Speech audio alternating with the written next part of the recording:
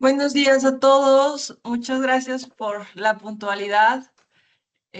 Vamos a dar un par de minutitos, y 10:03 empezamos con la sesión y ya se irán conectando más personas.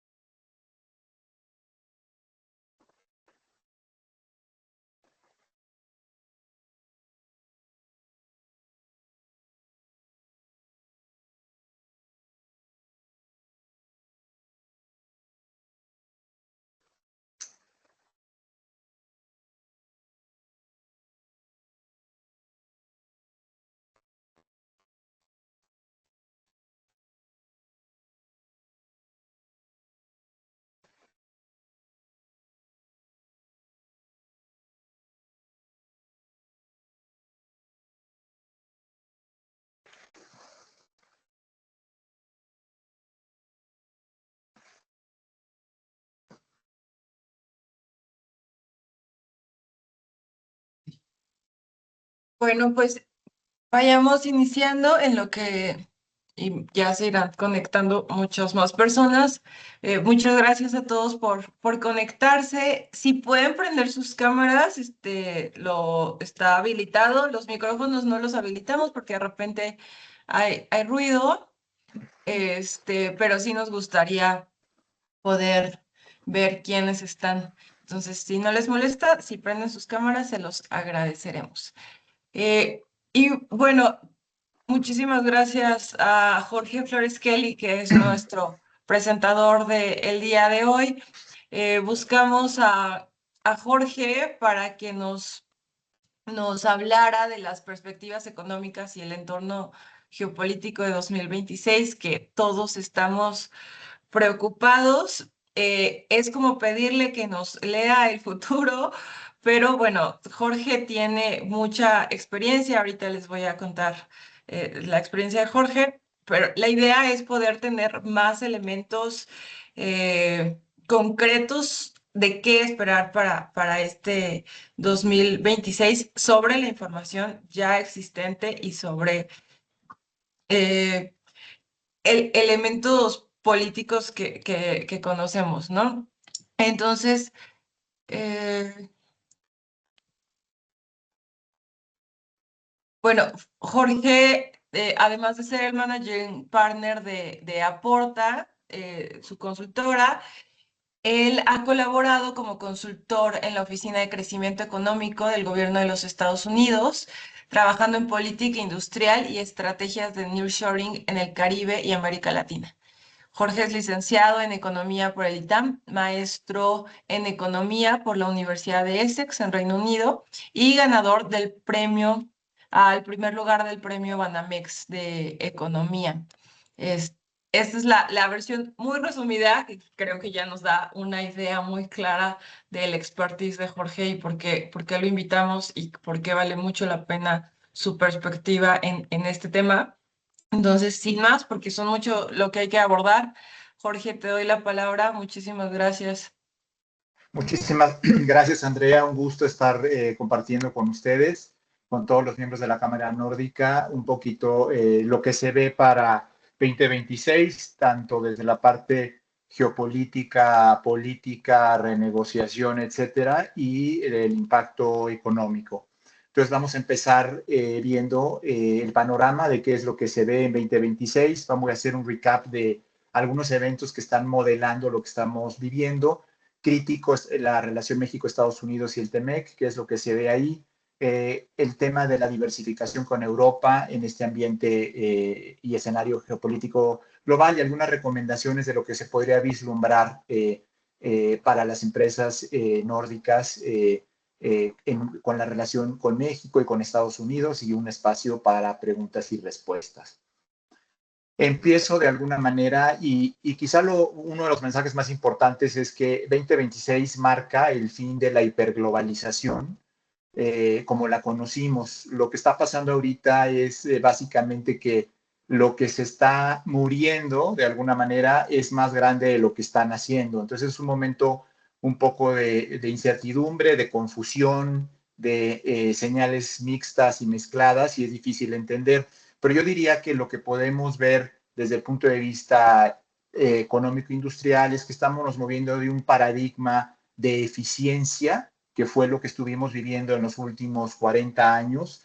Lo importante era el menor costo, lo importante era entregar just in time, y lo que estamos yendo es a un mundo en que lo importante es reducir el riesgo, asegurar que lo que se tiene a asegurar el suministro de las cadenas de suministro, asegurar que tenemos los inventarios estratégicos, no solo los mínimos, que el proveedor único óptimo, que era el más barato, ya no es necesariamente lo más seguro y que China como fábrica del mundo no es por muchas razones la mejor idea y ahora estamos yendo a un mundo muchísimo más regionalizado, ¿no?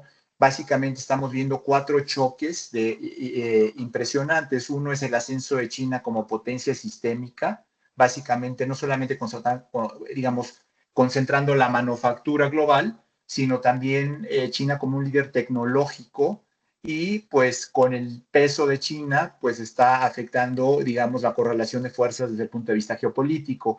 Otro de los choques importantes, como todos sabemos, fue el COVID, que básicamente el COVID, como veremos, exhibió todas las debilidades que había en las cadenas de suministro y la dependencia de tener a China como fábrica del mundo. Y bueno, aceleró lo que se inició originalmente como el nearshoring, que como veremos se ha ido pasando más a una regionalización del mundo.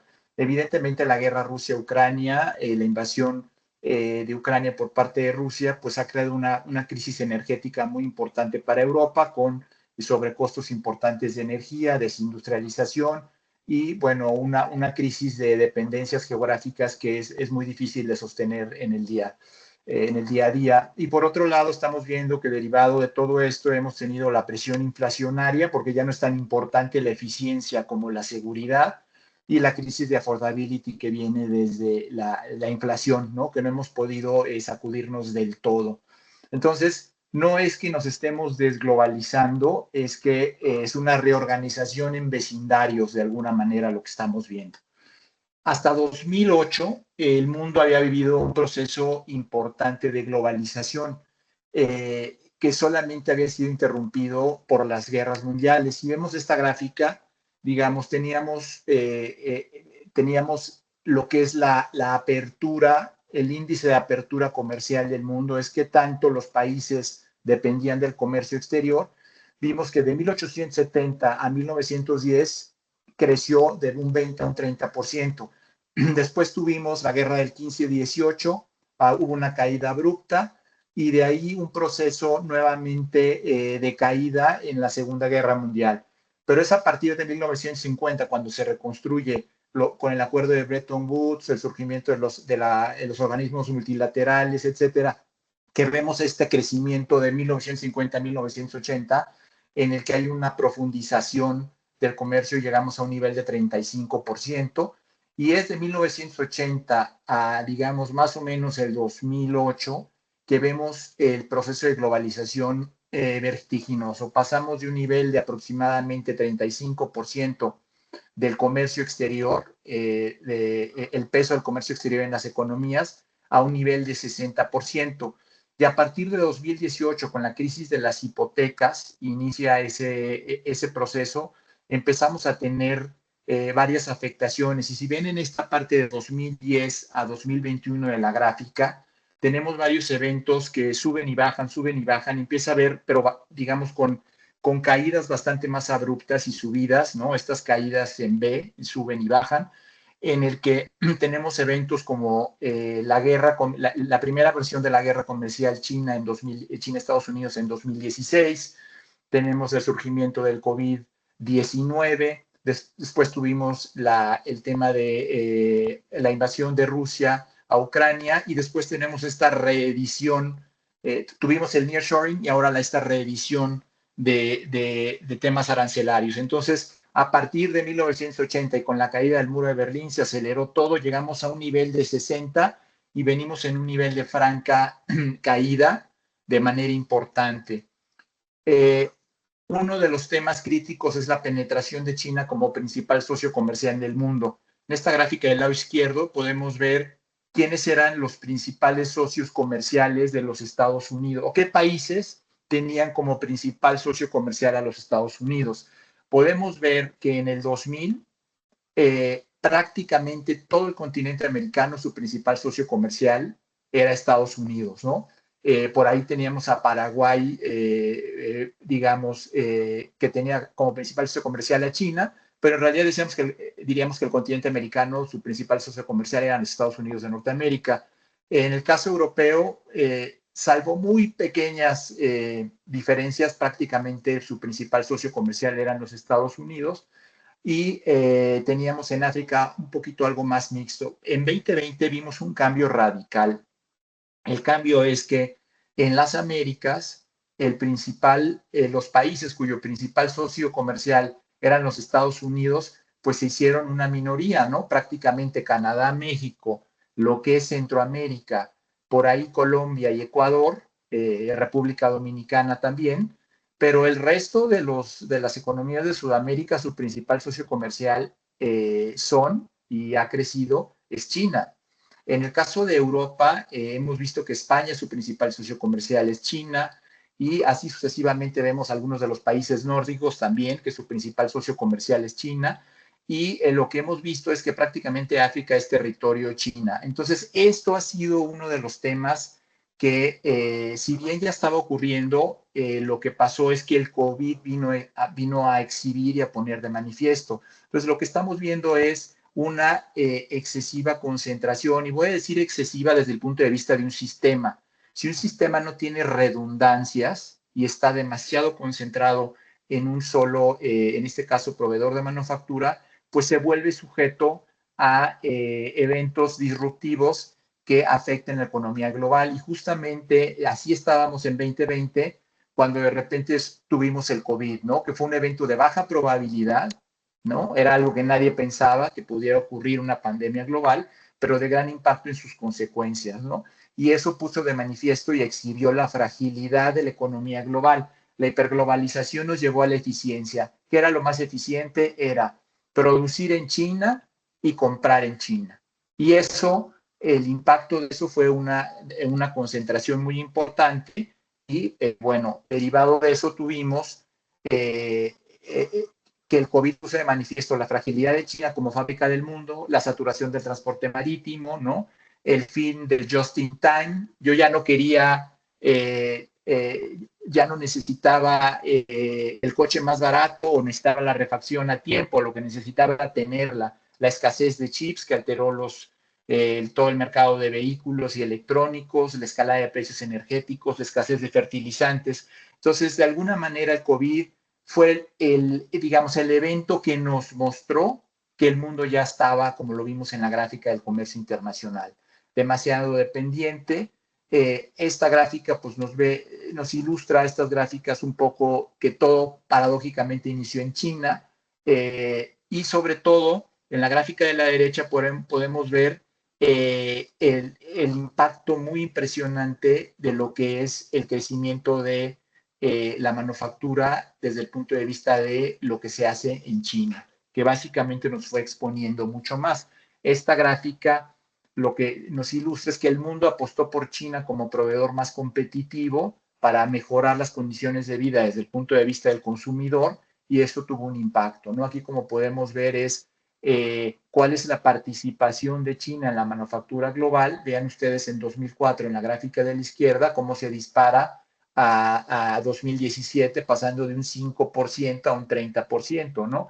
Y eso, y vean ustedes algunas de las economías europeas cómo fueron perdiendo participación de mercado y cada vez dependiendo más de la manufactura china. El caso de Alemania con su industria automotriz es muy evidente, cada vez se volvió más dependiente de ese mercado, un mercado más importante, o lo mismo a la gráfica de abajo a la izquierda, los Estados Unidos, pues se disparó completamente la dependencia de Estados Unidos de insumos intermedios chinos para mantener su economía. Y de esta manera lo que podemos ver es un poquito inverso. Vean el caso de China, cada vez dependía menos, ha ido o mantuvo o bajó la dependencia de otro tipo de proveedores, como era el caso de Japón, que China dependía. Entonces, todo esto en lo que se tradujo es en que el que se vuelve el líder en manufactura y en cadenas de suministro acaba siendo, lo ha mostrado la historia, se vuelve en el innovador, ¿no? Hemos visto, hay muchos ejemplos en la historia. Uno es la revolución industrial, inicia en Inglaterra, la máquina de vapor, la locomotora, etcétera, la industrialización, y en este caso Estados Unidos, que era el seguidor más importante, de repente se vuelve en el innovador. Llega Japón, que era un seguidor de Estados Unidos, y de repente da el salto y se vuelve líder tecnológico, y ahora estamos viendo el surgimiento importante de China. Entonces, ¿qué es lo que estamos viendo? Esto es importante de contexto. La economía global, entendida como un sistema, está en un proceso de autocorrección, ¿no? Lo que está buscando es generar resiliencia, poder enfrentar choques externos de una mejor manera y algo de antifragilidad, es decir, que ante el estrés pueda fortalecerse, con el objetivo de asegurar la supervivencia y funcionar con menos riesgo. Si yo lo pusiera como un ejemplo, el cuerpo humano es un sistema el más complejo que conocemos, y el cuerpo humano tiene sistemas no de eficiencia, pero muchos de redundancia. Tenemos dos ojos, tenemos dos riñones, tenemos dos pulmones, tenemos dos brazos, dos piernas, es decir, el cuerpo mismo ha buscado incurrir, digamos, en ciertas redundancias para mantener el sistema estable, ¿no? Y aumentar la capacidad de supervivencia. Yo pienso que estamos en un proceso muy similar en la economía global que se está autocorrigiendo. Ahora, los procesos de autocorrección pues no son del libro de texto, ¿no? Tienen un componente de prueba y error y tienen un componente disruptivo, ¿no? Empezamos a ver el surgimiento en este sentido del nearshoring, del énfasis en los chips y de los esfuerzos que se empezaron a hacer de manera gradual y con un horizonte bastante más amplio, como fue en su momento la ley esta de inflación de los Estados Unidos, en que incorporaba las baterías, los vehículos eléctricos, etcétera, el tema de los minerales, con la idea de poder paulatinamente ir creando las condiciones en Occidente y en los Estados Unidos para asegurar que se cuenta con redundancias y se disminuye el riesgo y la exposición a impactos globales. Tenemos el tema de Rusia-Ucrania, la invasión de Ucrania, uno de los efectos, además del terrible efecto humano de una guerra y de una invasión, pues hay un efecto muy importante básicamente en el gas natural, que es el gas natural, como sabemos, es el combustible número uno de la industrialización y de la industria pesada. Y este es un impacto, pues, que ha sido muy fuerte, que ha resentido partes de Asia y, por supuesto, Europa, y el impacto ha sido muy importante en términos de competitividad, ¿no? Tenemos todo el tema, estas son las plantas que han ido bajando lo que es la capacidad instalada, sobre todo de industrias pesadas, ¿no? De manera de aceros, muy importante, y lo que vemos es que, bueno, el impacto en industrias como la petroquímica, donde uno de los grandes campeones del mundo ha sido Alemania, por ejemplo, pues ha tenido un impacto mayúsculo. Y todo esto ha sido otro de los eventos que empezaron a este proceso que estamos viendo de reorganización. Estábamos en este proceso paulatino de las leyes, de impulsar más fomentar de forma gradual, ir desacoplándose de China, cuando de repente tenemos el regreso de la administración Trump. Entonces llega Trump con una política de primero los Estados Unidos, que básicamente han sido 12 meses que comprimieron 5 años. O sea, lo que esto vino a hacer es acelerar dramáticamente este proceso que veíamos, que mostré en la lámina anterior, que estaban haciéndose leyes, que Estados Unidos estaba buscando impulsar ciertas industrias, los semiconductores, la repatriación, y de repente tenemos este evento disruptivo, ¿no? Y bueno, este evento, ¿qué fue lo que implicó? Implicó que llegó un estilo completamente diferente, que tiene mucho más prisa y que no está dispuesto a pasar por ciertas modificaciones y que utiliza de alguna manera una posición de poder para acelerar todo. Algo muy importante para entender, que sirve muchísimo y es una recomendación, es, si no lo quieren leer, consíganse un resumen de lo que es este libro de Donald Trump, porque en realidad lo que está haciendo es exactamente lo que está escrito en ese libro, no una coma más ni una coma menos, ¿no? Trump no negocia dentro del sistema al que estamos acostumbrados, no negocia desde las buenas formas, desde el quedar bien, simplemente redefine los límites de lo que es negociable. Entonces, quiero aquí ilustrarles un poco de por qué hay tanta confusión a nivel países, naciones, tecnocracias, cuerpos diplomáticos y en general el ciudadano promedio y sobre todo los medios para poder descifrar lo que está pasando, ¿no? Típicamente el punto de partida en una negociación tradicional hecha desde el punto de vista diplomático con tecnocracias, la posición moderada y realista es a partir de la cual se lleva a cabo todo. El estilo Trump es lo que él llama en su libro el ancla extrema. Es pedirle a alguien algo imposible y de mal gusto, que lo saque de sus casillas, digamos, desde el punto de vista de formas, emocional, etcétera, ¿no? ¿Cuáles son algunos de los ejemplos que hemos visto? Un ejemplo que es muy evidente en la comunidad nórdica es el caso de Groenlandia, pero no es muy diferente al caso de lo que hemos visto en el USMCA, en nuestro TEMEC, ni tampoco lo que ha pasado con China y lo que ha pasado con otros países, ¿no? Estamos viendo que las exigencias son extremas, vamos a cancelar el TEMEC, lo vamos a reinventar, va a cambiar todo. Groenlandia, te invado o me la vendes, la que te guste mejor, y ya vamos a ver que hubo una tercera que fue todavía mejor.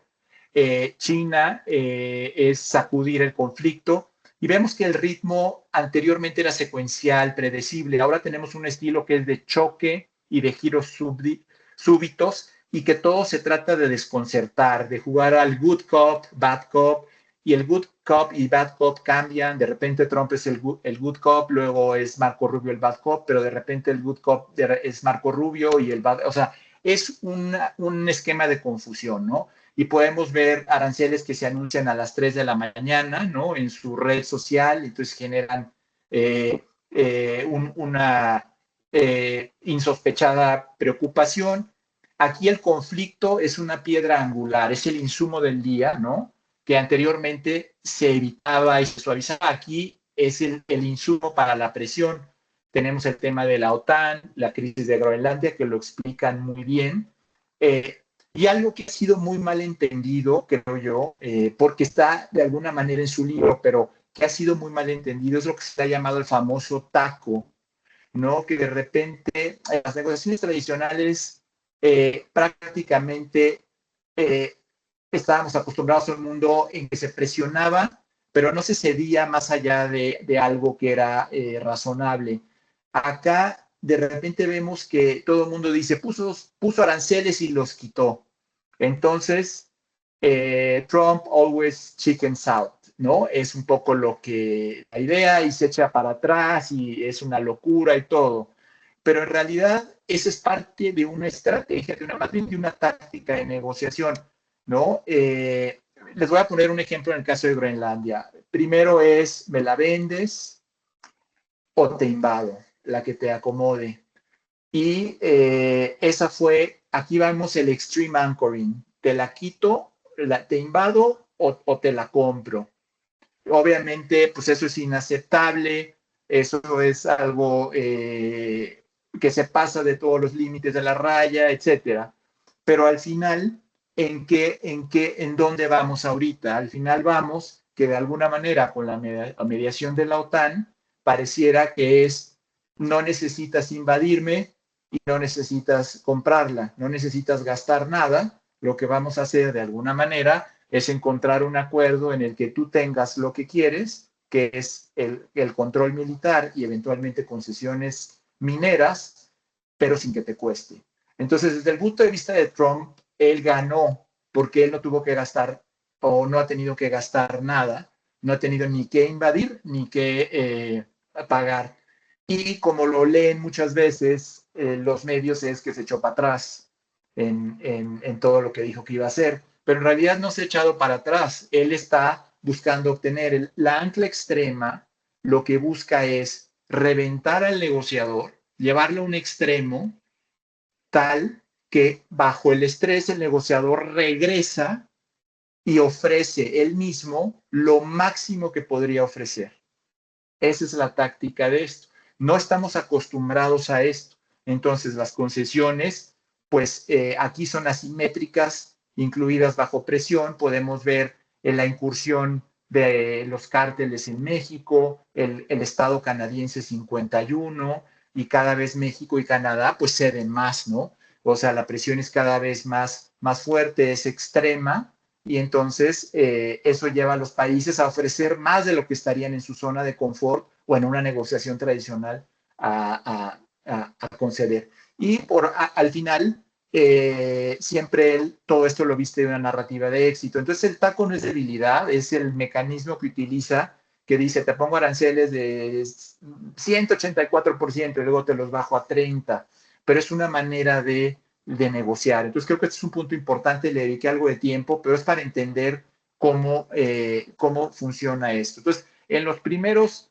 vean este ejemplo, en 100 días tuvimos los aranceles como instrumento central, el día de la toma de posesión, aranceles a Canadá y a China y a México, el arancel incrementado a China, el arancel a acero y aluminio, ¿no? Que afecta obviamente durísimo a México y a Canadá, las tarifas secundarias que vinieron después para quienes utilizaban o tenían socios como Venezuela, etcétera. Y después tuvimos el Día de la Liberación con el arancel recíproco que se lo aplicó todos menos a Canadá y a México, pero en realidad lo que vemos esto, y después hizo el taco, ¿no? Y entonces todos los países se empezaron a esforzar en hacer estos famosos deals para tratar de llegar a un acuerdo con el gobierno de Estados Unidos. Esto nos ilustra el estilo de negociación y la velocidad a la que esto se mueve, ¿no? Lo que intenta esto es sacudir y mover. Y bueno, cuando pasó lo de Venezuela, ahora en enero, bueno, pues entonces el impacto todavía, la amenaza creíble de la acción militar contra, al mismo tiempo que hablar del tema de Groenlandia o al mismo tiempo de hablar de el narcotráfico en México, etcétera, o de que el Estado 51 en Canadá, que estarían más seguros con Estados Unidos, pues mete demasiado peso. Entonces, creo que esto es parte de lo que estamos viendo, que es un estilo que de alguna manera tenemos que entender que estamos en eso. Ahora, ¿qué realmente implica esto para lo que es el TEMEC y la economía mexicana? Yo creo que esos son dos temas que son críticos. Desde mi punto de vista, hay muchísimo enredo, hay mucho lo que yo llamo ruido y poca señal, ¿no? De repente oímos cualquier cantidad de cosas, escuchamos cualquier cantidad, pero lo que tiene sustancia es muy poco, ¿no? Realmente oímos, va a estar dificilísimo la negociación, va a pasar esto, va a pasar otro, etcétera, pero pues realmente no queda muy claro lo que es señal. Voy a empezar con el tema de México, que creo que es muy importante, del crecimiento, y pasamos a la parte del TLC de los aranceles. Miren, el primer año que acaba de concluir de Claudia Sheinbaum es un año típico de lo que es el ciclo político sexenal que ocurre en México. Desde el gobierno de Salinas, el primer año del siguiente presidente es una caída en el Producto Interno Bruto, en el ritmo de crecimiento o en la tasa de crecimiento del Producto Bruto, ¿no? Siempre cae. Ustedes pueden ver, de Salinas a Cedillo hubo el error de diciembre, de Cedillo a Fox la economía decreció, ¿no? Anduvo por ahí de menos 1%. Después termina Fox un gobierno muy en alto, con un crecimiento de por ahí del 5%, y el gobierno de Calderón se cae a 2%. Aquí estamos hablando de gobiernos del mismo partido, que fue el mismo caso de Salinas y Cedillo. Entre Calderón y Peña vuelve a pasar lo mismo. Una economía que andaba por ahí del 3 y pico por ciento con Calderón en el último año, de repente se cae en Peña Nieto alrededor del 1%. Llega López Obrador, se le atribuye mucho al aeropuerto, pero no es nada diferente de lo que pasó ni con Peña, ni con Calderón, ni con Fox, ni con Cedillo. Vuelve a pasar, era un cambio de partido y se repite. Y nuevamente tenemos el fenómeno, cambian del mismo partido y volvemos a tener una caída en el crecimiento de Sheinbaum, termina el sexenio en un crecimiento de 1.8 y nos caemos a un crecimiento de 0.7% que acaba de ser anunciado. Entonces, básicamente, esto siempre pasa, no es ninguna novedad, el primer año es débil. Yo agregaría que este año tuvimos a Trump en 2025 y tuvimos la amenaza directa de aranceles, la amenaza sobre el TLC, la amenaza sobre impuestos especiales por narcotráfico, aranceles especiales por narcotráfico, aranceles especiales para el acero, etcétera. A pesar de eso, hemos crecido 0.7%, pero es importante entender este ciclo, ¿no? ¿Dónde estamos? Miren, el 2025 acaba de terminar, crecimos 0.7%, pero la economía acabó con momentum. La economía se empezó a acelerar en el último trimestre del año. Empieza, digamos que de alguna manera el velocímetro vamos a 20 kilómetros por hora, pero el acelerador parece todo indicar que va como a 3/4 partes. Entonces, sí vamos lento, pero está dándose un giro, ¿no? El consumo privado creció 4.1%, lo cual ya nos empieza a mostrar una recuperación. Y vamos a ver algunos de los detalles ahorita. Voy a pasar una lámina y regreso a estos indicadores. Miren, lo más llamativo es, vean ustedes, en este ambiente de crisis de aranceles, es muy llamativo lo que podemos ver de las exportaciones totales. Las exportaciones manufactureras de México crecieron a un 9.8% durante el año. La automotriz creció a menos 4.2, lo cual es muy entendible por los aranceles específicos a los camiones, al acero, al aluminio y lo que quedó fuera del TLC. Pero si nosotros vemos el resto de las manufacturas, es decir, las que no son automotrices, crecieron a un 17.3%. Entonces, es muy sintomático que el sector externo, a pesar de toda la crisis de los aranceles, a pesar de todo lo que uno lee cuando están viendo los periódicos y los medios, está mostrando que México tiene una capacidad manufacturera que la apretaron y creció. Ese es el caso del resto de la industria. La industria automotriz manufacturera, la industria automotriz sí se resintió porque hubo dedicatorias también, ¿no? Impuestos específicos, pero aún así podemos ver que el sector exportador está impulsando a México. ¿Qué podemos ver entonces, sí fue un año difícil, pero resulta que, sí, que el sector externo es el que está creciendo. Entonces ya nos empieza a decir que el problema no está en el sector externo y no está tanto hasta ahora en Trump, está en factores internos, que ahorita vamos a ver. ¿Cuál es lo que se espera para 2026? Miren, ya el Fondo Monetario habla de un 1.5%, la OCDE de 1.2%, Banco Mundial 1.3%, el Banco de México da un rango de una estimación puntual de 1.1, un rango entre 0.4 y 1.8, y hay algunos que son más balanceados que dicen, bueno, entre 1.6, ¿no? El sector privado habla ya de un 1.25, el gobierno federal es un poco más optimista. En términos de inflación, Básicamente el sector privado está pensando que la inflación va a seguir alrededor del 4% y que ahí más o menos vamos a quedarnos. La deuda como porcentaje del PIB, la verdad es que el trabajo que hizo el gobierno actual fue bueno, porque el gobierno actual sí gastó menos. Lo que pasa es que la deuda como porcentaje del PIB, que es como se mide qué tan apalancado está un país, pues lleva en su denominador eh, el crecimiento del PIB, y el crecimiento del PIB en México fue menos al proyectado. Entonces, eso hizo que el cociente se disparara un poco. Entonces, es importante la deuda como porcentaje. El apalancamiento en México está absolutamente en un rango normal. Digamos, el apalancamiento máximo se estima que puede ser de 60%. Aquí la diferencia que ustedes ven entre la OCDE y el gobierno federal son temas de medición, no miden exactamente lo mismo. La OCDE mete una deuda que no necesariamente se considera que es deuda, en fin.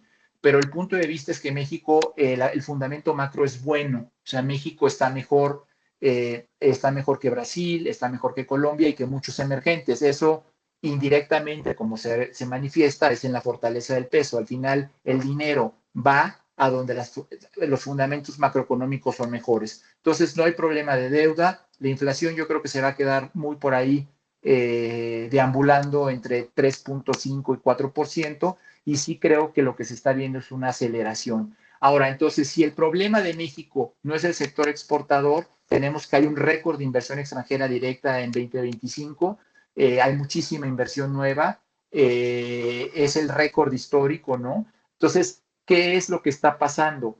Lo que está pasando en México principalmente es que hay una caída de la inversión del sector privado nacional. O sea, las grandes empresas mexicanas están invirtiendo menos. Esa es la realidad, ¿no? El gobierno está tratando de alguna manera de crear alternativas de la inversión. Acaban de anunciar hace un par de días el nuevo plan de infraestructura mexicana. Es un plan muy grande, muy ambicioso, de 2026 a 2030, 5.6 billones de pesos en energía, trenes, carreteras, puertos, agua y salud. Y van a seguir ampliando, por lo visto, por lo que han dicho, mayores oportunidades. Se anunció también el tema minero, ¿no? De minerales críticos, que creo que eso debe de reimpulsar la minería, que había estado de capa caída en México por temas regulatorios. Tenemos que Pemex está abriéndose a contratos privados, ¿no? Está empezando a reactivar tanto plataformas, perforación terrestre y en exploración marina, y explotación marina. También está más agresivo de lo que estuvo en los gobiernos anteriores. La CFE lanzó unos esquemas mixtos de inversión para trabajar con el sector privado. Todo esto está abriendo oportunidades al sector privado. Se abrió, ya también se comentó que ya el gobierno está estudiando abrir el fracking para bajar la dependencia mexicana del gas natural. Creo que todo esto es muy importante. Son oportunidades y está el famoso Plan México, que en realidad está muy entrelazado con todo esto y que no ha podido arrancar del todo porque está hasta cierto punto dependiendo de lo que se cierre con el TEMEC.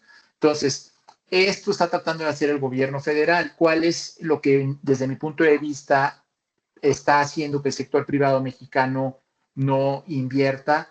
Desde mi punto de vista es que hasta 2018 la relación entre el sector privado mexicano, me refiero al gran capital de las empresas mexicanas, y el gobierno federal había sido de un tipo. Habían mantenido una relación con ciertas características. El Estado mexicano regulaba menos, se metía muy poco, y dejaba hacer y dejaba pasar. Desde 2018 para acá eso cambió. El gobierno ha empezado a cuestionar licitaciones. Voy a poner un ejemplo, el tren de Toluca, ¿no? Proyectos que tardan 13 años en llevarse a cabo, que cuestan 5 veces más de lo que se había planificado originalmente. Creo que ha empezado a haber un cambio, ¿no? En cómo el gobierno está viendo. Se metieron al ejército y a la marina, etcétera, para tratar de atacar algunos de estos temas de los retrasos en los proyectos, con cierto éxito, con no cierto éxito. El punto es que el acuerdo que había hasta 2018 se rompió. Entonces, ¿qué es lo que está haciendo en falta México hoy? Creo que es un vehículo de inversión nacional que pueda alinear lo que le interesa al gobierno mexicano, ¿no? Los intereses que tiene con los intereses del sector privado y que donde se intersecten, ahí es donde ese es el sweet spot que debe de, que puede hacer que los proyectos funcionen. Creo que eso es algo que ha estado faltando. Anteriormente, en otros gobiernos, se buscaba atraer inversión por atraer inversión. Creo que el gobierno actual está diciendo no debe haber rentismo, ¿no? Debe haber más alineación entre los proyectos, entre las licitaciones y las necesidades reales del país. Se habla mucho de la productividad, pero pues de repente no ha quedado claro que ciertos proyectos de infraestructura están alineados con la productividad del país. Y creo que todo eso es lo que estamos viendo. Lo que se ve es una buena disposición del gobierno actual, como lo mostré en esta lámina, de buscar acercamientos con el sector privado para atraer inversión que esté alineada. Eso es lo que parece que están haciendo. Es muy preliminar porque apenas acaban de anunciar todo esto, pero sí es un cambio de señal muy importante y que lo que está buscando es que fluya el capital mexicano. Entonces, vamos a entrar ahora al tema del TEMEC. Hay hay mucho ruido que si es renegociación, etcétera. El TEMEC está cambiando porque el mundo ya cambió. No estamos en el mundo pre-COVID, en el mundo en el que China era un país que de mano de obra barata, que copiaba cosas de mala calidad, etcétera. Estamos en un mundo después del COVID en el que se expusieron una serie de problemas que afectan la seguridad nacional de los países. Entonces, la renegociación no es un capricho, ¿no? No debe ser vista como un capricho, debe ser como una adecuación de un marco ante una situación que cambió.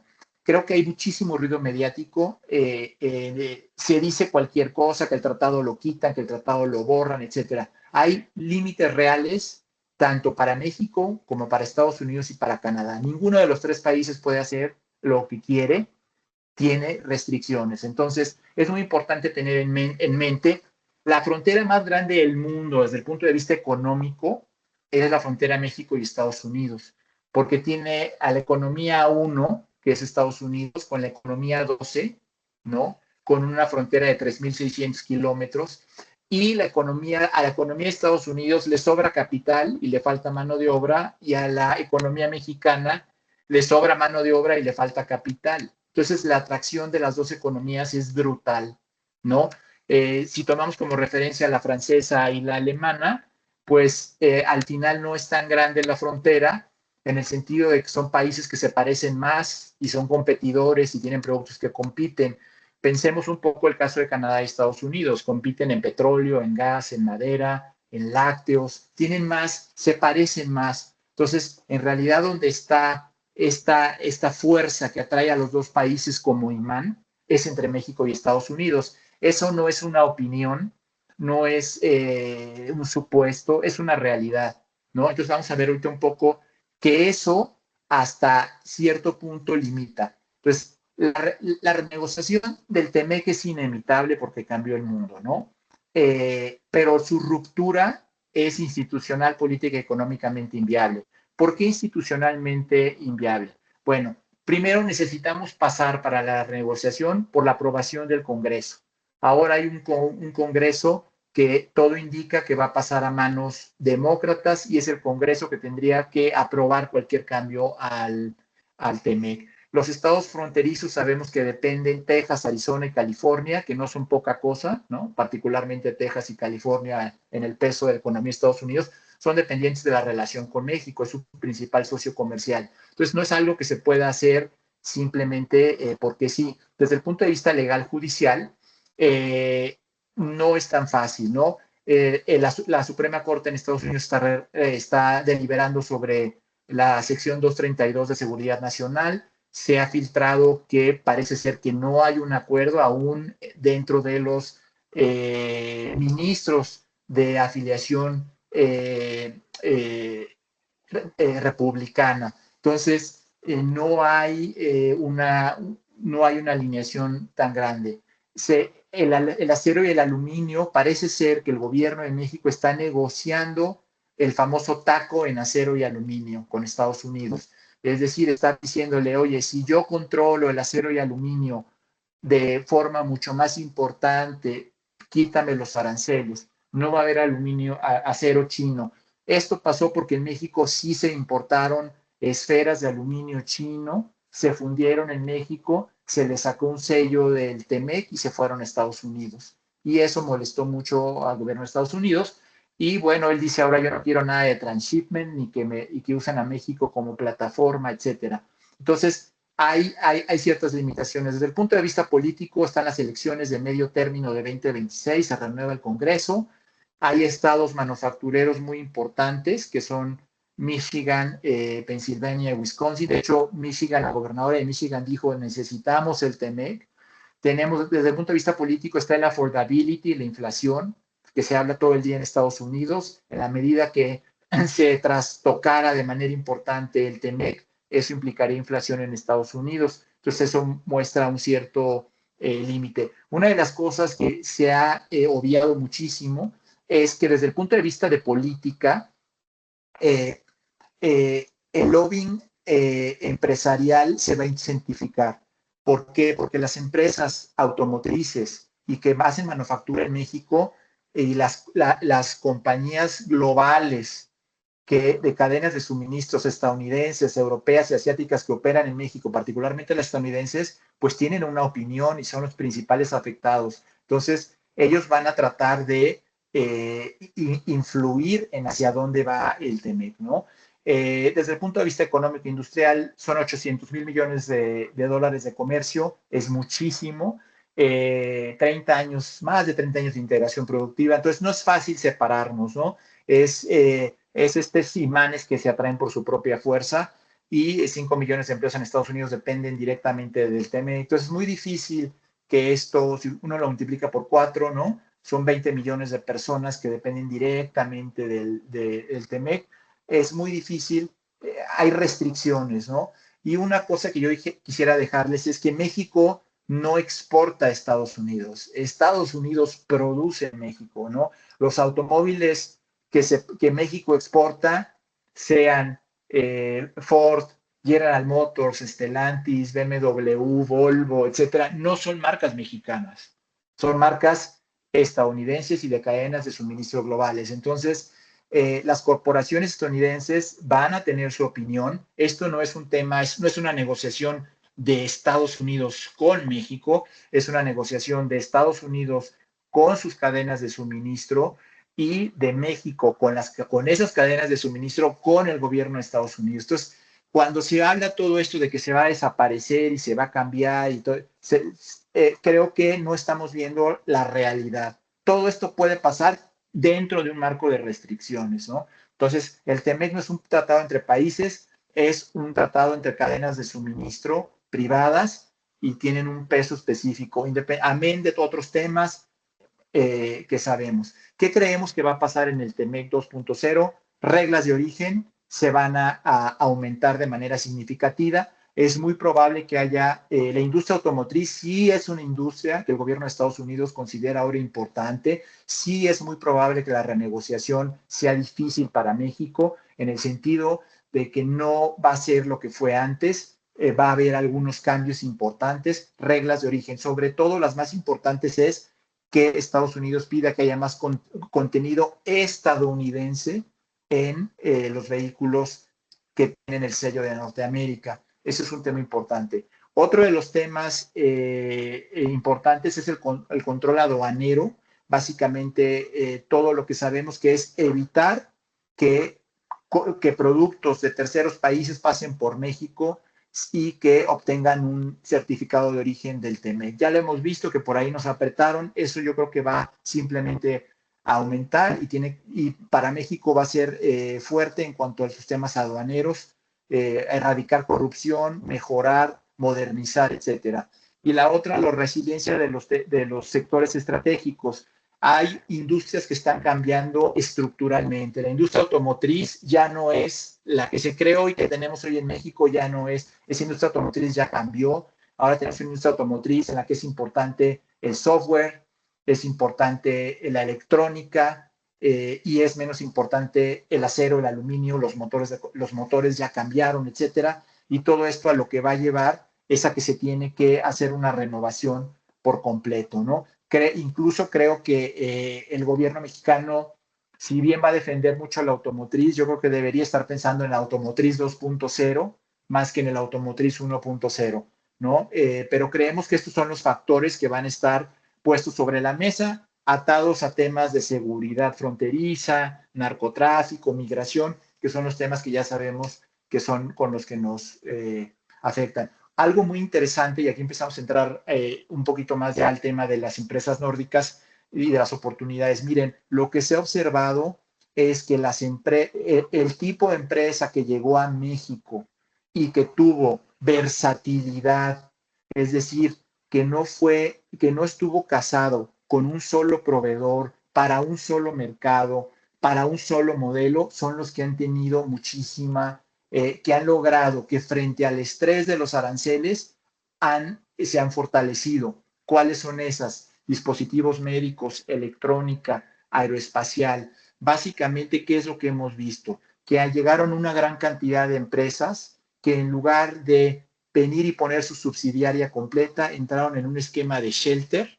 ¿no? No pusieron una subsidiaria, pusieron la maquinaria y pusieron a alguien que les manejara la planta, ¿no? Que les organizara todo lo que es la subsidiaria, y con eso han logrado tener muchísima flexibilidad. Y cuando vinieron las crisis de COVID, etcétera, y ahora de los aranceles, han logrado pasar de ser proveedores de la industria automotriz a ser proveedores de la industria de dispositivos médicos, es decir, multiproducto y capaces de hacer frente a producir diferentes piezas, capacidad de absorber cambios regulatorios y tecnológicos, ¿no? De manera muy importante, un escalamiento modular, no apuestas, invierto o no invierto los miles de millones, sino tener opciones para crecer, para reconvertir, para relocalizar, ¿no? Ahora la industria número uno en México de impulso es la electrónica y a dispositivos médicos. ¿Por qué? Porque estas industrias se pudieron adaptar rápidamente a todo este proceso, mientras que industrias más rígidas, mucho más especializadas, con costos fijos muy altos y que traían ecosistemas de proveedores muy casados, les ha costado muchísimo trabajo, ¿no?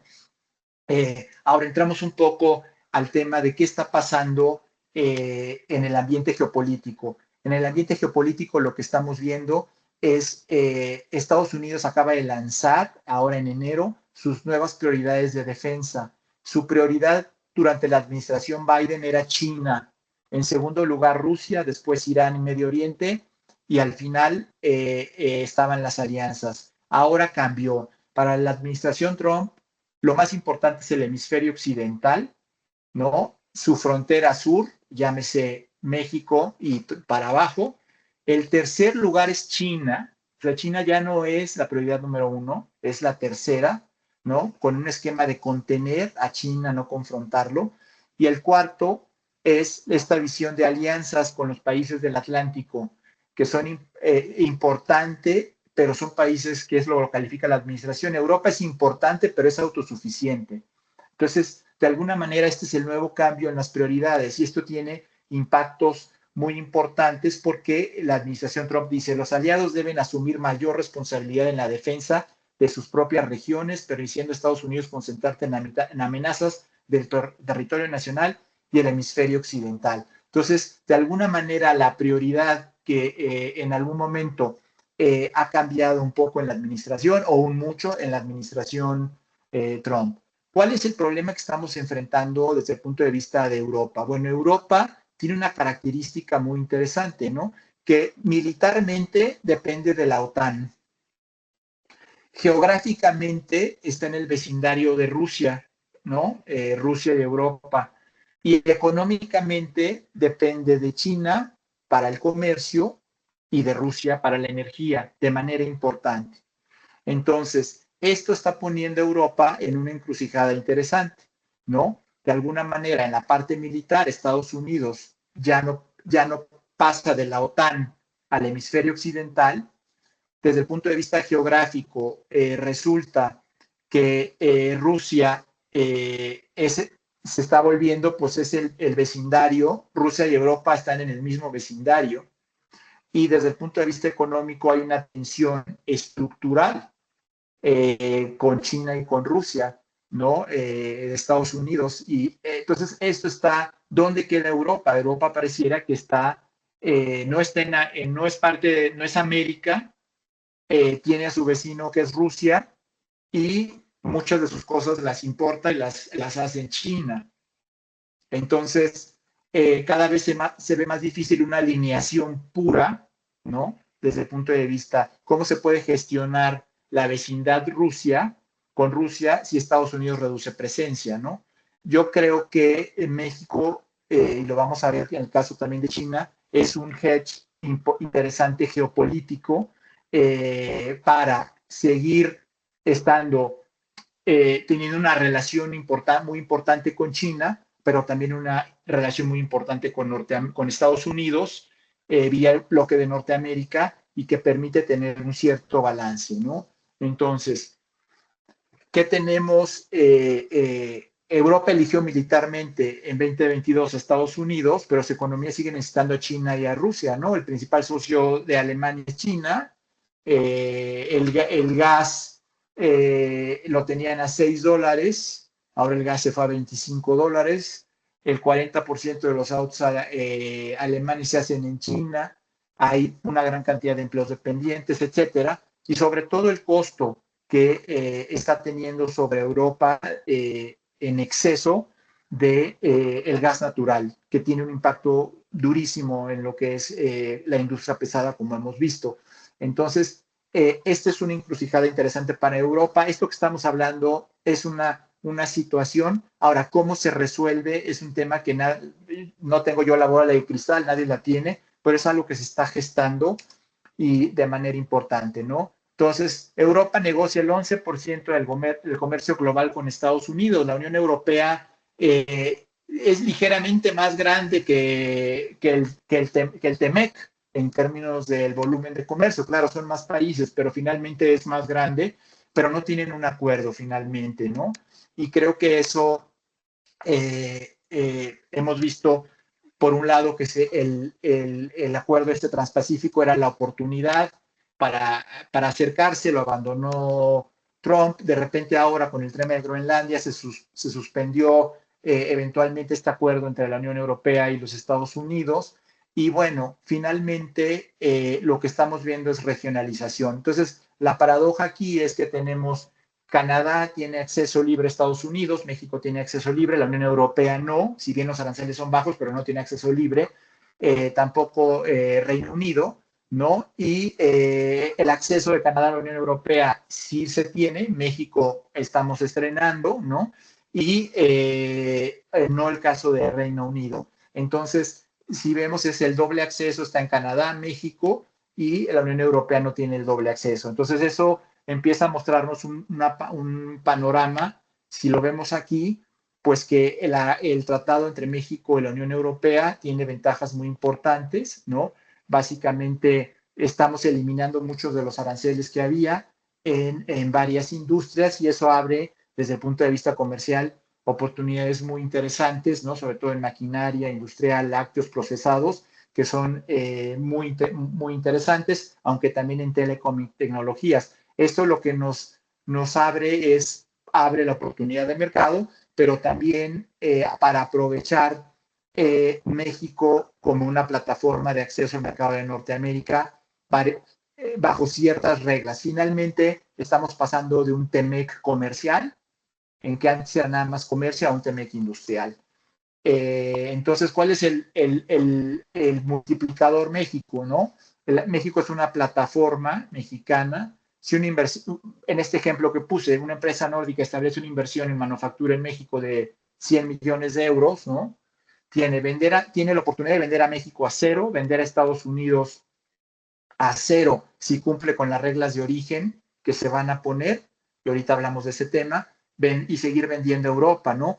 básicamente es una posición interesante porque es un proveedor regional del bloque de América y de Europa. Entonces creo que se abre un poco el juego de las alternativas y esto permite de alguna manera desacoplar un poco esta relación con China, que yo creo que es una de las cosas que al final es un elefante incómodo, ¿no? En la sala, la relación entre Estados Unidos y Europa y que China sea uno de los principales socios comerciales de varios países europeos. Creemos que esto puede ayudar a quitar algo de presión. En este ejemplo, en el tema de energía de eólica, hay también oportunidades interesantes. Evidentemente, esto significa tener inversión no solamente en China, sino también tener inversión en las Américas y puede ser en México o en Estados Unidos. Nosotros creemos que esto es una de las cosas que está buscando el gobierno de Estados Unidos, que es véndeme competitivo, pero en donde yo tenga control, en mi vecindario. Yo no quiero que me lo haga un tercer país, en otro vecindario y de ahí me lo traigas. Quiero tener control porque yo no quiero que el día de mañana pase el COVID-2, ¿okay? El COVID-20 o lo que sea, y tengamos algún problema. Y creemos que esto es parte de las dinámicas que se abren. Entonces vemos no solamente comercial, sino también de inversión. Evidentemente, cumplir con reglas de origen del 75% o de 85% o de lo que se ponga en función del sector tiene retos importantes y implica desembolsos, pero son oportunidades de inversión y con lo que mencionaba del éxito que han tenido las empresas que tienen flexibilidad importante, que pueden ser proveedores de varias industrias, creo que se pueden mitigar los costos de inversión de manera destacada. Entonces, ¿qué vemos nosotros de oportunidades? Bueno, vemos fortalezas nórdicas en energía, manufactura avanzada, agroindustria y alimentos, que creo que son cosas que podríamos, este es algo ilustrativo, que tenemos necesidades muy específicas en México y que el TEMEC abre oportunidades destacadas para poder ir y acceder a ellas. No se debe ver México como mercado final, sino una plataforma desde la cual Europa puede producir para América del Norte, dentro del vecindario de América del Norte y con la nueva versión de TEMEC que fortalezca y que cumpla con los controles que está buscando el gobierno de Estados Unidos, tanto de seguridad, de temas de regulación técnica, de que sea tecnología amigable, etcétera, y que creo que eso puede ser algo en que y la intersección de estas tres cosas hacen un sweet spot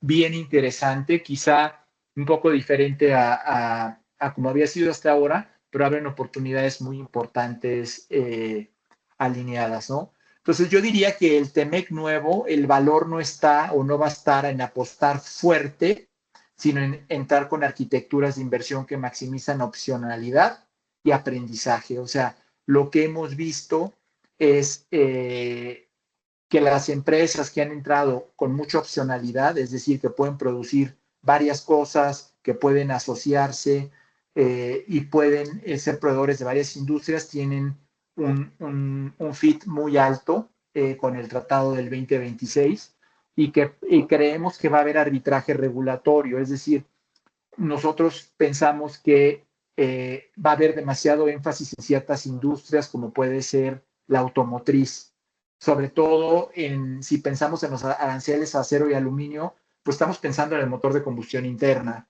pero creemos que hay otros sectores en los que se va a hablar menos y es donde va a haber mucho potencial, en el caso mexicano, para crecer dentro de Estados Unidos, ¿no? Estamos viendo que es un sector que a Estados Unidos le importa y a lo mejor los reflectores se van sobre el sector tradicional de automotriz, pero se van a dejar otras oportunidades abiertas que hay que aprovechar. Entonces creemos que a lo mejor un crecimiento más selectivo, un greenfield más modular, ¿no? O plataformas integradas de empresas nórdicas podrían ser muy interesantes para ser competitivas en el nuevo entorno del que estamos hablando. Entonces, al final, ¿qué estamos viendo que hay de ruido atrás? lo que vemos, Trump amenaza con aranceles del 25, pero tenemos la inversión récord en 2025 histórica, ¿no? La negociación acabará con el nearshoring, sí, pero las automotrices, las exportaciones no automotrices crecen 17.3, están creciendo más de lo que crecían cuando no había aranceles sobre el TEMEC, ¿no? O de la 232 y de acero y aluminio. Otro de los temas muy importantes, y ya con esto voy terminando porque para la parte de preguntas y respuestas, pero otra de las cosas interesantes de las industrias que están teniendo mucha resiliencia y antifragilidad en México es, por ejemplo, la de dispositivos médicos, porque el peso del acero y el aluminio es relativamente bajo dentro del producto que hacen. Y eso les da versatilidad que aun cuando el acero y el aluminio afectan el costo, siempre va a haber ventajas importantes. Entonces, es parte de encontrar esta manera. Mucho se ha dicho, y ustedes seguramente lo han escuchado por ahí, era otra de las conversaciones predominantes hace unos meses, que no se veía el nearshoring, que no había, y entonces empezaron los medios en México a discutir si hay y no hay, entonces de repente un sector decía que no había, etcétera. La realidad es que bajo el modelo Shelter, por ejemplo, eh, no hay inversiones, las inversiones de las empresas son bastante menores. Entonces, se anuncia una nueva planta, pero finalmente el operador es una empresa Shelter, pues eso no impacta las estadísticas nacionales como debería empezar.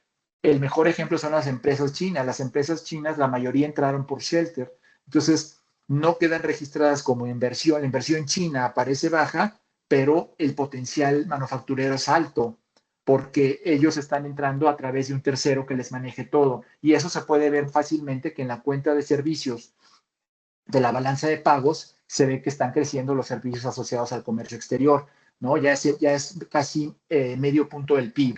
Entonces eso nos está mostrando que cada quien está encontrando la manera de tomar ventaja de alguna forma. Entonces ese es otro de los, quería nada más hacer ese paréntesis de ver cómo a veces muchas de estas discusiones que sí hay o no hay, la idea es hay que ir un poquito más a lo granular y ver que sí se está dando, pero a lo mejor no en el esquema que uno lo quiere ver, ¿no? Al final, eh, las llaves están donde las perdí, ¿no? No donde está la luz y las puedo buscar, ¿no? Al final están donde las perdí, no necesariamente donde las busco. China sigue siendo una opción. La realidad es que México va a tratar de sí reducir el riesgo geopolítico, creo que calculadamente, y hay sectores que saben que no. México, les mostré la gráfica de comercio, la gráfica de inversión en América, en las Américas es brutal. El único país que no ha recibido inversiones chinas en infraestructura es México. Todos los demás han recibido cuantiosas inversiones. Brasil, Perú, han recibido cualquier cantidad de inversiones chinas. Entonces, en infraestructura, México se ha mantenido aislado y son de las cosas que creo que México va a seguir manteniendo y va a tratar de ser calculador en lo que sí le contribuyen el comercio con China, ¿no?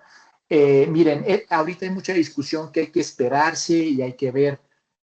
Lo que hemos visto es que el tratado va a ir para adelante, el tratado va a apretar una industria como la automotriz, pero el tratado está dejando que crezcan otras industrias y vamos más a un tratado industrial que a un tratado comercial. El TEMEC fue visualizado como un tratado comercial, un tratado de productos, ¿no? De bienes. Ahora es un tratado que va a regular la producción de los bienes, las industrias, y creo que ese es un tren en el que hay que subirse y que es muy importante irse anticipando. Finalmente, como hemos visto, hay muchas restricciones, pero la realidad es que el tratado se va a negociar por necesidad, pero no necesariamente va a ser para peor como se ha visto, va a ser diferente, ¿no? Va a tener unas características diferentes que garanticen la seguridad. Entonces creemos que es importante. México cumple eh, eh, unas características importantes, ¿no? A pesar de que hay incertidumbre percibida alta, la competencia hoy por activos en México es baja porque todo el mundo está con esta cosa muy mexicana de voy a esperar y ver, ¿no? y evaluaciones que están deprimidas. Hemos visto que la bolsa se ha ido recotizando porque no valían nada las empresas en México y que los fundamentos sólidos muchas veces se ignoran con ruidos y temas en los periódicos. Entonces, yo creo que, digamos, desde el punto de vista del TEMEC, lo más probable es que se fortalezca el tratado, más trazabilidad, rendimiento, mejora de aduanas, etcétera, mayor regulación para evitar el transshipment de China, y creemos que el escenario de una fricción prolongada no es realmente un escenario muy viable. Creemos que a lo que vamos en realidad es a la coordinación sectorial de upside. O sea, en realidad lo que se va a hacer en el enforcement dominante, que es el escenario base, sobre eso se tiene que construir la segunda parte, que es las señales, los estándares, cómo se puede asegurar en temas de baterías, de la nueva industria automotriz, la electrificación, asegurarse que se desarrollen ciertas industrias. Creemos que eso es lo que va a dominar el TLC.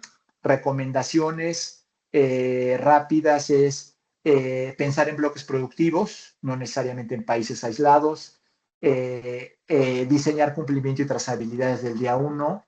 México no está en una posición de riesgo como se ve, es una plataforma para el mercado estadounidense. La presión de Estados Unidos es, si México es mi socio, pues quiero un socio que no tenga problemas de fentanilo, quiero un socio que me ayude a controlar la frontera, quiero un socio que me cuide de alguna manera la espalda de que no me metan productos que están fuera de norma, especificación o que me van a hacer dumping, etcétera. Eso está esperando el gobierno de Estados Unidos, creo que es lo que ellos piden, y creo que el gobierno de México va a pedir, déjame profundizar en ciertas industrias, en ciertas cosas que no son críticas para ti, y creo que ahí está el toma y daca.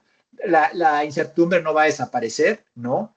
Y yo creo que si se entra por etapas, es mucho más fácil, se reduce un ganar o perder, y creo que va dando opciones para avanzar, y la evidencia empírica es clara, las empresas que han sido multicliente, multiproducto, superan las apuestas de sí o no.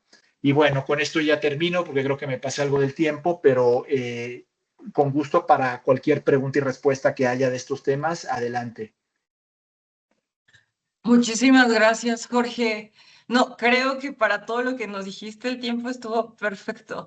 Es súper, súper interesante.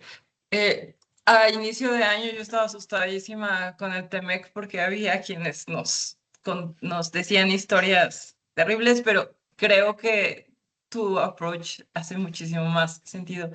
Si quieren, vamos a abrir un espacio para preguntas y respuestas. Si pueden levantar la mano, les voy a abrir sus micrófonos. Nada más que, cuidado, solo ábranlos si van a abrir, si van a hablar. Pero igual si van levantando la mano, que veo. Norberto, denme un segundo.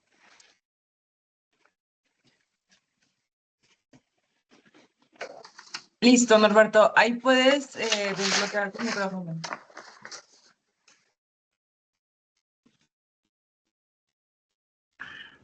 Hola, ¿qué tal? Muy buen día a todos. Muchas gracias por la presentación de la Cámara Nórdica. Maestro Jorge, muy ilustrativo, increíble y dejando el tema de la falacia atrás, me gustó mucho.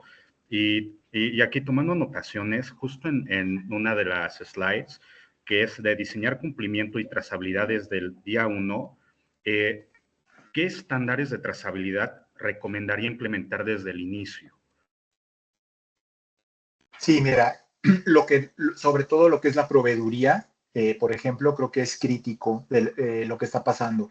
O sea, uno de los mayores detonadores de toda esta renegociación, además de la modernización que era necesaria por el contexto global, ha sido el famoso transshipment. Y va en dos aspectos. Uno, el que en realidad no se esté agregando valor y se estén importando productos, por ejemplo, chinos, y se estén incorporando a los productos que se reprocesan en México. Ese sería uno de los aspectos. La trazabilidad ahí es crítica. Vimos el caso del acero, ¿no? Que muchas empresas, no muchas, pero sí hubo varias empresas que importaron acero chino, a pesar de que se sabía que el acero chino generaba un arancel, como esferas. Y eran esferas de acero, luego se fundían en México y y se vendían como acero mexicano. Ese tipo de cosas, esa trazabilidad es muy importante. En temas más sofisticados, yendo más allá de insumos, es por ejemplo en la tecnología, ¿no? Hay preocupaciones de tecnologías que puedan albergar datos, ¿no? Que después puedan ser utilizados para espiar o de compañías que no necesariamente están vinculadas al ejército chino. Ese es otro de los temas que ha surgido claramente y que se han conversado claramente. Entonces, la trazabilidad implica eso, implica una vez establecido, bueno, cuáles van a ser mis proveedores y cómo me puedo asegurar que cumplen con eso, porque eso va a ser crítico y va a ser mucho más estricto. Muchas gracias. Gracias, Jorge. Adonai nos está preguntando ¿qué capacidades deberíamos priorizar hoy las empresas que operamos en México para capturar plenamente los beneficios del nearshoring dentro del marco del TEMEC? Y agradece por la interesante presentación. Gracias. Bueno, hay muchos. Yo creo que lo que mencionaba es que el poder buscar o el desarrollar capacidades que permitan no solo tener flexibilidad operativa y de convertirse en proveedor no solamente o de un producto o de una industria, sino poder a lo mejor de manera conjunta desarrollar algún tipo de manufactura, creo que darían muchísima potencia. Creo que esa es la mejor manera de aprovechar al TEMEC. Y pongo un ejemplo. La industria automotriz es muy rígida en cuanto a que tiene una estructura con muchos costos fijos y entonces se trae a sus proveedores y sus proveedores casi hacen 3, 4 productos que son para un modelo que va para el mercado americano. En el momento que te ponen un arancel, como los que hemos visto, automáticamente te bloquean, ¿no? Y no tiene salida como proveedor.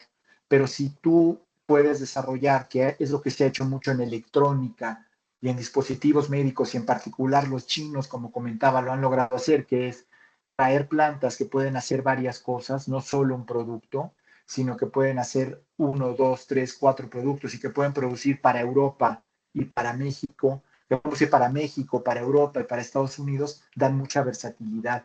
Creo que los chinos lo entendieron muy bien en cuanto a que lograron tener esa opcionalidad. Entonces, si se te afecta, vamos a decir, tú tienes 4 o 5 productos, se te afecta una industria que estabas vendiéndole 1 o 2 productos, todavía tienes una capacidad de reubicarte y de seguir con tu negocio. Eso es lo que explica ese 17.3% de otras industrias manufactureras que están creciendo y que pareciera que el TLC, que pareciera que los aranceles de Trump no les han hecho nada. En cambio, la automotriz sí le ha costado mucho trabajo porque está demasiado especializada. Entonces yo diría que buscar alternativas que den como más amplitud. Una de ellas, una muy natural y evidente es, bueno, producir en México para el mercado de Estados Unidos y para el mercado de Europa o sustituir algo de China con México. Digo, ahí es ir pensando, reconfigurando, pero creo que eso es importante. Y a nivel micro, dentro de los productos que se hacen, tratar de jugar con no tener todos los huevos en la misma canasta, porque al final eso es lo que ha mostrado dar mucha versatilidad. Amén de que van a seguir creciendo oportunidades con esta parte que ahora va a ser un tema industrial y no comercial.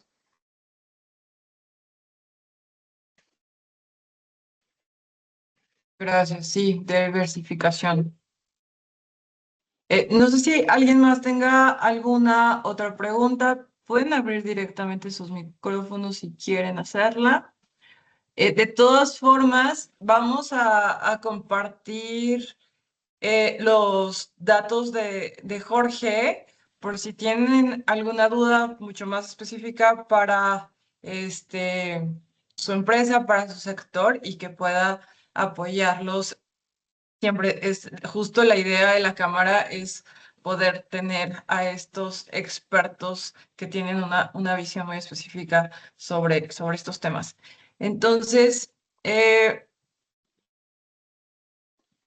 sí, creo que ya no hay dudas. Sí, les vamos a compartir por correo algunas láminas y la grabación de esta sesión se sube siempre a YouTube. Entonces les estaremos mandando información.